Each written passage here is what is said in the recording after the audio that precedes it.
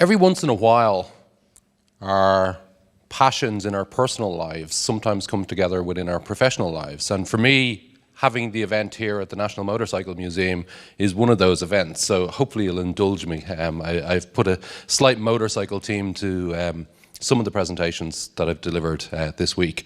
On the screen behind me, you'll see there's a relatively local lad called John McGuinness. He's a Morecambe lad from about 2 hours up the road. And that picture is the confluence of two of my personal hobbies, which is motorcycle racing, but also photography. And it's a picture I took at the 2007 Isle of Man TT. And it has particular significance because not only did John go ahead and win that senior TT race, he also, for the first time ever, set the fastest ever average speed lap record around the Isle of Man TT circuit of 130 mile an hour, which is the average speed, which is pretty impressive. And thankfully, I met John a few years later and I managed to get him to sign the picture for that. But the reason I kind of bring that up, over and above the context of the venue that we're in here today, for any of you that have ever ridden a motorcycle, that intoxicating feeling of speed coupled with a degree of risk, it's not too different to that feeling that you get every day when you work for a challenger telco in the market, and you get up every morning and you go out and you try and stick it to the big guys where you're delivering things that they're either not willing or not able to deliver. You're changing people's lives, you're connecting people, you're improving how their businesses work. And for me, a key essence to that is speed. It's speed coupled with risk. And for a lot of the challengers within the market today, over and above the very high-speed services that you guys are delivering, the speed with which you deliver those networks, the speed with which you connect customers onto those networks is going to become more critical now than it's ever become. Because we're now entering the point where, as the AltNet community in the UK, the eyes are very much being focused towards delivery and execution. As Malcolm mentioned in his opening statements, there's unprecedented levels of funding that has come into the market. There is billions of pounds being made available to these new altnets to build out these fibre networks and deliver these gigabit experiences to consumers. But we're now entering a point, when I talk to many of the investors, where they're not necessarily looking to get behind more new entrants coming into the market. So we're kind of entering that new maturity phase where we don't anticipate a huge amount of new entrants coming in behind all the existing new entrants that are already there. Instead, now the focus is starting to shift towards delivery. And that's where that combination of speed with risk is going to become very important. Because on this journey that we're all on, and we're going to be on over the next 5 to 10 years, there's going to be winners and there's going to be losers. And for those losers, they're going to reach the end of their independent journey. The infrastructures that they've built are not going to go away. Thankfully, fibre is going to be in the ground for a long, long time. But for their independent journey as an operator, they're most likely going to get consolidated up. Today, we've got somewhere between 60 and 80 operators in the UK building out their own independent fibre infrastructures. We all know that's not practical for the long-term journey. There is going to be major consolidation in the coming years. And the speed with which the operators can build those networks and connect customers will determine who gets consolidated and who's the consolidator. If we look at how the UK has been performing, I'm not sure if you can see this because it's a little bit of an eye chart, but you see where the green circle is. It kind of points towards the UK. And this is the most recent data that has been shared by the Fibre to the Home Council Europe with regard to the homes passed. So a good indicator is the pace at which the fibre networks are being built out and ODNs are being lit across the various different nations within Europe. I've taken the liberty of putting in the forecasted figure for 2021. All the other figures go up to 2020. So the green line there that I've put beside the UK flag is what's currently on forecast for delivery by the end of the year for the UK. And what that shows is that for 2021, in spite of a backdrop of COVID, which has made everybody's lives more challenging, for 2021, we anticipate that 65% year-on-year growth that was enjoyed during 2020, we'll see a further 65% year-on-year growth in the rate of deployment in 2021 as well, which is fantastic. We see on the chart here some of I suppose, the charts with regard to who is accelerating the fastest, who is showing the highest levels of growth.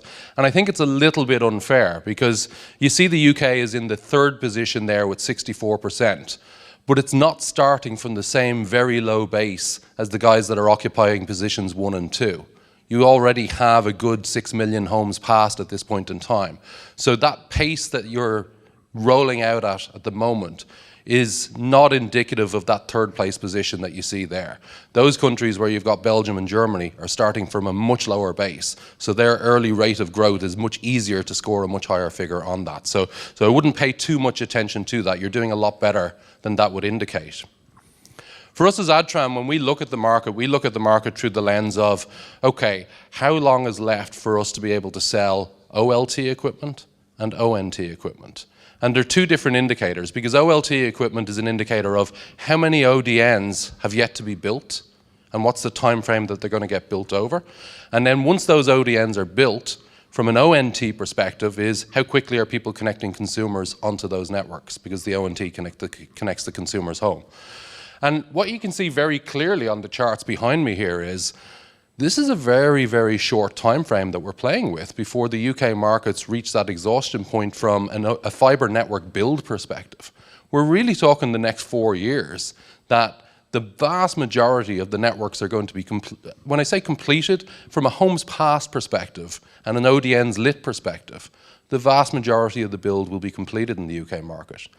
On the ONT side, which represents the connected households, it's a little bit slower, but we're very much going to be at the late stage of the deployment cycle with regard to ONT connections as well. So we're going to be dealing with kind of the laggards within the industry. We'll have taken on board all the lead users, the early majority, the late majority users. And it's kind of the slow coaches that just are not ready to cut over to fibre for whatever their reasons are. So it's going to pass by very, very quickly. 4 years, you all know, many of the operators in the room today have been doing what you're doing for at least 4 years now, and that's gone by in the blink of an eye. The next 4 years will go by even faster. Just to give you a feel from, this is data, I shared a similar graph, but it was focused, yesterday it was focused just on Western Europe. This is focused on global. So this is, again, the latest data from Omdia. It's about a month old. And you should take comfort from this as the operators within the UK, because the vast majority, as I indicated yesterday, have elected to deploy XGS-PON as their chosen technology to light their fibres. And what this chart shows is, you can see the blue section of the stack bar graph, and the blue section represents GPON OLT port deployments. And what we see is, by 2022, which has been predicted for quite a long time, and we're now sufficiently close to 2022 that we can say this with a very high degree of certainty, that by 2022, the 10 gig PON technologies will start to surpass the GPON OLT technologies from a deployment perspective. And then once we go forward beyond that, if you look at the mix of that 10 gig PON technologies, there's a good representation from Asia in the purple color, which represents XG-PON 1. And then you've got the pink color, which represents combo PON, which is XGS-PON and GPON. And then you've got the gray color, which is pure XGS-PON. And what you see very clearly is, even in the Asian market, they're transitioning more and more over towards that combo XGS-PON rather than continuing to go forward with XG-PON 1. So by the time that we get out to 2026, that combination of pure XGS-PON and combo GPON and XGS-PON represents over 90% of the volume on the global market, which is going to have fantastic impact for driving down the cost of those OLT solutions for those operators in the UK that have chosen XGS-PON as their technology of choice, and equally those that are choosing GPON and XGS-PON combo. On the ONT side of things, similar to the other bell curve chart that I showed earlier, with the ONTs, we know there's a lag between when you light an ODN and when you get customers connected to that ODN. So again, the green section on this bar chart behind me represents the GPON ONT deployments on a global volume. Actually, this particular chart is EMEA.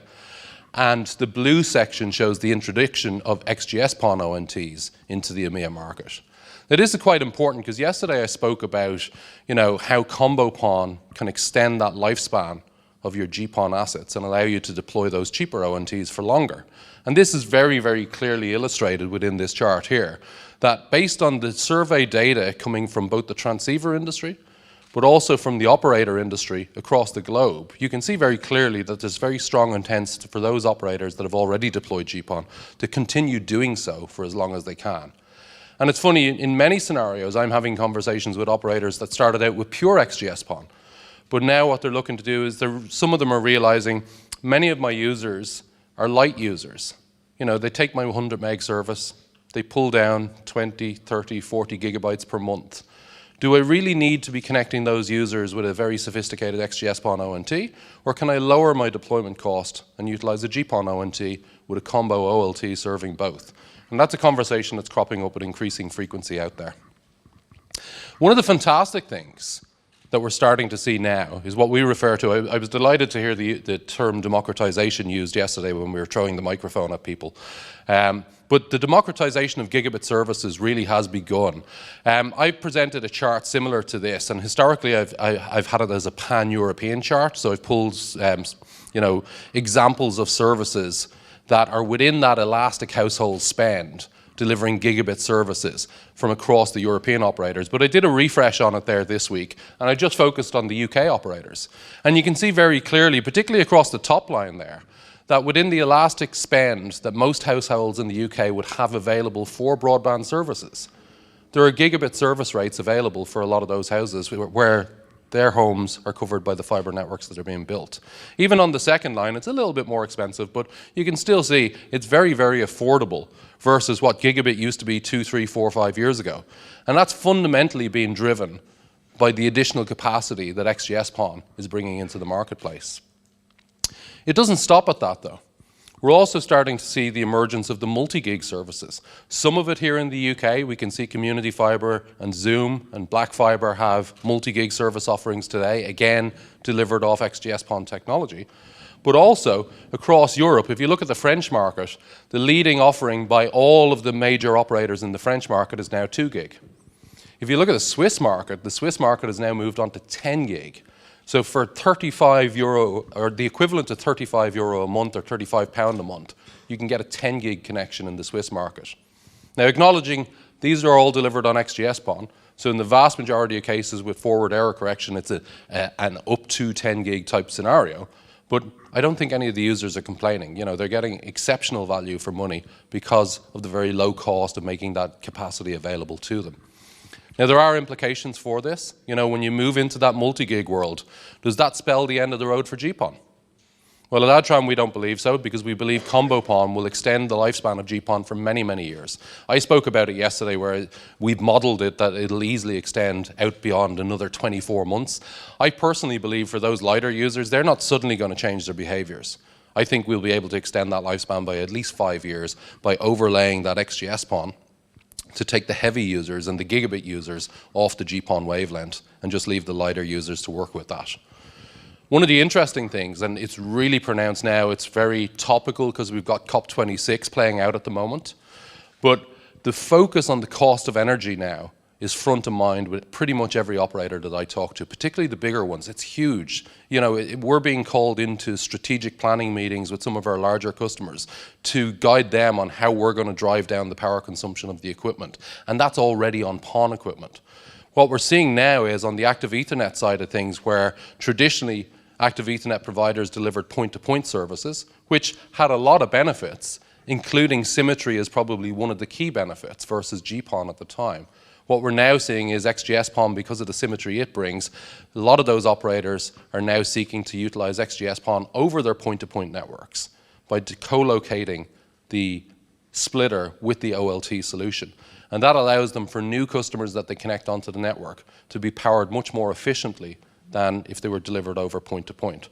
So we're seeing changes in the marketplace, and we expect that's going to continue to happen. The other thing, and we're all familiar with this, I think we spoke about it at the last Inca conference, and it's at every other conference at the moment as well. As those service rates are getting faster and faster and faster, the number of Wi-Fi fault calls are getting higher and higher and higher. So the operators are really having to get control now of that in-home Wi-Fi environment. Leaving it to the users to sort it out for themselves is a recipe for disaster. So we're seeing increasing interest now in managed Wi-Fi solutions to do that whole home coverage and deliver that gigabit experience to all devices. A net impact of all of this is we're consuming more. This should come as no surprise to anybody here. What's interesting here, this particular chart, it shows the average usage across users and the growth. This is for the EMEA market. And for me, I personally think this is actually very understated. Remember, with averages, the danger is all those light users pull down the typical and the heavy users as well. So, you know, all the silver surfers that, you know, do a bit of email and, you know, maybe watch the odd little YouTube video from the grandkids or whatever it is, you know, they're not the heavy users on the network. They're brought into the mix on this. So what I did was I went back over the data within our house over the last 12 months to have a look at it and see what we've been doing within our house. And just to set the scene, our household now is 2 adults and 2 teenagers. I have to stop calling them kids. I've been calling them kids on stage for years now, and they pull me up on it now at this point. So it's 2 teenagers, so a 13-year-old and a 15-year-old. Now, we're not an unusual house. We have 4K TVs. All of the TVs in the household, I think there's 4 TVs in the household, they're all streaming TVs. 3 of those are 4K TVs. Over and above that, we don't do anything unusual. I'm not hosting a web server or, you know, a BitTorrent server or anything like that. So there's no unusual stuff. We're just a typical household that watches normal TV content and stuff like that. What is different, though, is our average usage over the last year has been up at 1.7 terabytes per month. 1 terabyte of that goes to the Xbox every single month. And that's because we've moved over to the Game Pass streaming service. And with Game Pass, what's happening now is my son, his Xbox has 512 gigs, 0.5 terabyte of storage. And the games are getting bigger and bigger and bigger. So what's happening now is since we got a gigabit connection into the house, his propensity to change games has got much, much higher now because he can download the games much more rapidly.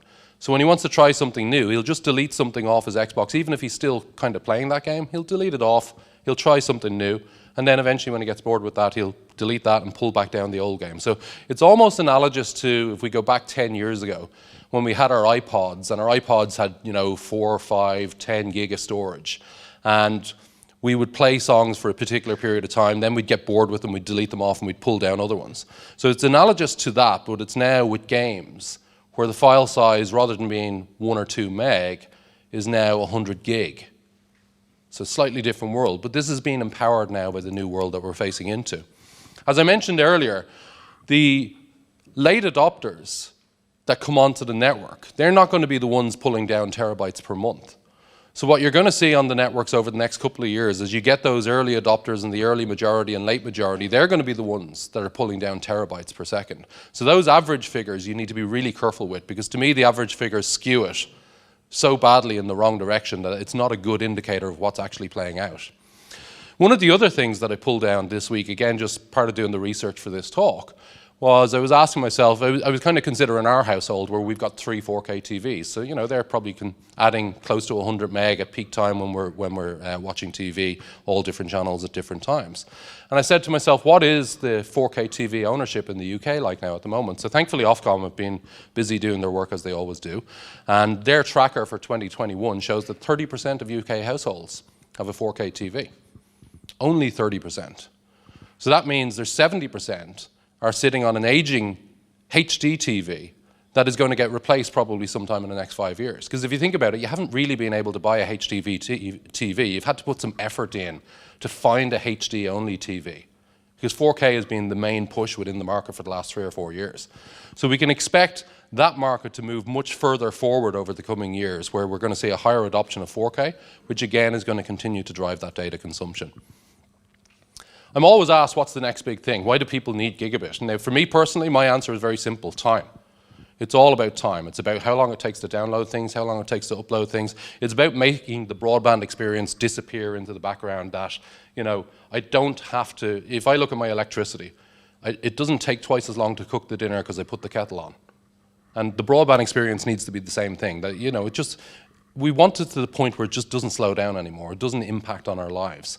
So when I'm asked about what the next big thing is, it's all about time.